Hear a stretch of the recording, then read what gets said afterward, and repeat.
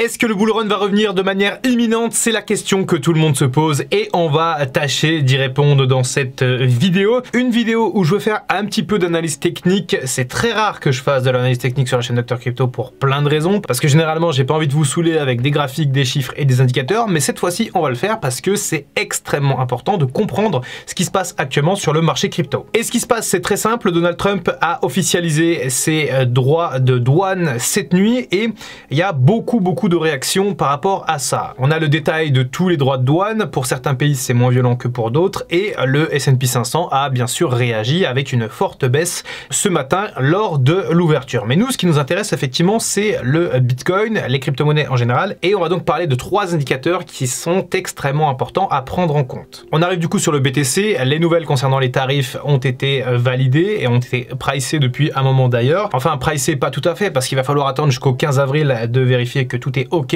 au niveau des tarifs pour pas que le marché s'effondre littéralement. Et après ça, il faudra s'assurer que la bougie weekly du mois d'avril finisse dans le vert, sinon on est mal barré au niveau des cryptos. Ici, on se retrouve sur TradingView avec un graphique en weekly, donc c'est-à-dire une bougie égale une semaine. On peut voir que c'est pas brillant depuis l'arrivée de Trump. On est sur une baisse assez marquée. Et en bas, la ligne jaune ici, c'est ce qu'on appelle la liquidité. L'indicateur, c'est le M2 Global Liquidity. Et en fait, ça calcule tout simplement toutes les liquidités qui sont injectées dans l'économie en temps réel. Et alors, ce qu'on peut voir, c'est que le cours du Bitcoin n'est pas spécialement corrélé avec la M2. Et en fait, la raison, c'est parce qu'en fait, il y a souvent 12 semaines d'écart entre justement les injections de liquidités et le retour sur les prix des actifs risqués. Bitcoin, bien sûr, en tête de file. Donc actuellement, 12 semaines d'écart, ça nous emmène à justement début janvier, juste avant l'investiture de Trump. Et depuis début janvier, qu'est-ce qu'on voit? Eh bien, on voit une augmentation massive de la liquidité arriver sur les marchés, ce qui devrait en théorie créer un mouvement haussier sur les marchés financiers dans les prochaines semaines et notamment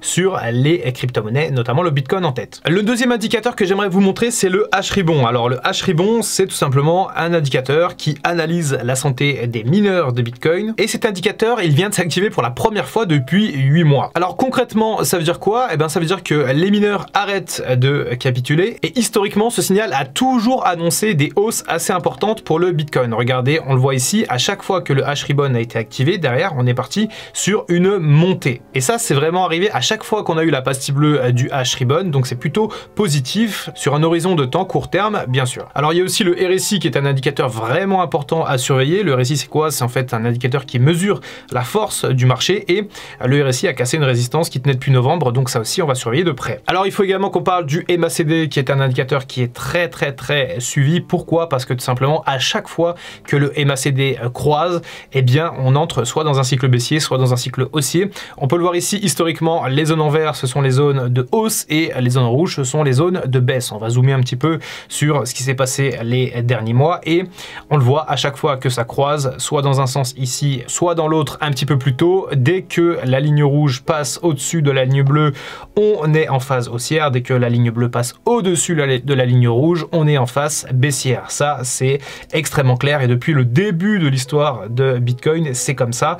Il n'y a aucun moment où justement ça a été l'inverse. Et donc, qu'est-ce qui nous intéresse en ce moment sur le graphique? Eh bien, on va zoomer sur les toutes dernières semaines, voire les tout derniers jours. Et qu'est-ce qu'on observe? Eh bien, on observe que la ligne rouge a recroisé la ligne bleue aux alentours du 25 mars. Donc, c'est quand même extrêmement récent. On est aussi très proche de la décroisée. Donc, pour l'instant, il faut garder toute sa raison. Mais n'empêche que sur un signal à court terme, le MACD vient de recroiser, ce qui signifie que potentiellement, on va rentrer à nouveau dans une période haussière. Alors bien sûr, ce ne sont que des interprétations d'indicateurs. Personne n'a de boule de cristal et personne ne peut savoir ce qui se passe à l'avance. Pas même ceux qui expriment le contraire. Ce que je voulais vous montrer également, c'est le rendement trimestriel des crypto-monnaies pour voir un petit peu où est-ce qu'on se situe par rapport aux autres cycles. On voit par exemple que pour le halving de 2020, le premier trimestre de 2021 a été bon, le deuxième moins bon, le troisième plutôt bon. Alors en moyenne, les premiers et les troisièmes trimestres ont souvent tendance à être plus mauvais que les deuxièmes trimestres. On peut le voir d'ailleurs ici assez facilement. On vient d'entrer dans le deuxième trimestre qui comprend le mois d'avril, le mois de mai et le mois de juin. Est-ce qu'on aura du coup un trimestre dans le vert? C'est tout ce qu'on peut souhaiter au BTC et surtout c'est tout ce dont le marché des cryptos a besoin parce que si encore une fois on galère à sortir la tête de l'eau au mois d'avril, ça risque de sentir le roussi pour le bull run et pour la deuxième phase potentielle du bull run, même si de vous à moi on serait plutôt sur une troisième phase puisqu'on a déjà connu une hausse en mars 2024 avec un premier ATH pour BTC, l'explosion des meme Coin, puis un deuxième cycle fin 2024 avec un nouvel ATH de Bitcoin. Donc oui, peut-être que cette fois-ci le bull run est terminé et qu'on a eu un cycle totalement différent. Encore une fois, personne n'a de boule de cristal, mais c'est pour ça que c'est très intéressant de suivre ce qui se passe dans les analyses techniques, mais surtout dans les analyses fondamentales et encore plus dans la macroéconomie, parce que pour moi, les analyses techniques, c'est très bien, mais ça reflète uniquement ce qui se passe dans la macroéconomie. Et si jamais vous voulez vous tenir au courant et essayer d'anticiper des mouvements de marché, le mieux, c'est quand même d'étudier la macroéconomie et de s'en tenir quasiment qu'à ça. Donc, concernant la suite, on pourrait bien sûr avoir un nouvel ATH de Bitcoin durant l'année 2025. On pourrait aussi avoir une montée à nouveau à des mêmes coins. Concernant les altcoins, moi, vous le savez sûrement, mais je ne pense pas qu'on aura de alt season comme on a eu les dernières fois. Je l'ai déjà expliqué beaucoup dans d'autres vidéos. Et pour les altcoins qui vont performer, il faudra surtout regarder la santé financière des projets altcoins. Et ça, je vous prépare des vidéos là-dessus parce que personne n'en parle et surtout, c'est très important. Si jamais vous êtes perdu, vous pouvez rejoindre la méthode Dr Crypto, qui est ma formation sur mesure pour tout apprendre des marchés financiers et tout apprendre du marché crypto. Actuellement, la formation est à 179 €. Vous avez 5 heures de formation dédiée à la compréhension du marché, aux méthodes pour investir et prendre des profits, surtout sur ce marché complètement délirant, et également un plan d'action pour être au top sur la psychologie, ne pas céder aux effets FOMO, aux FUD, etc.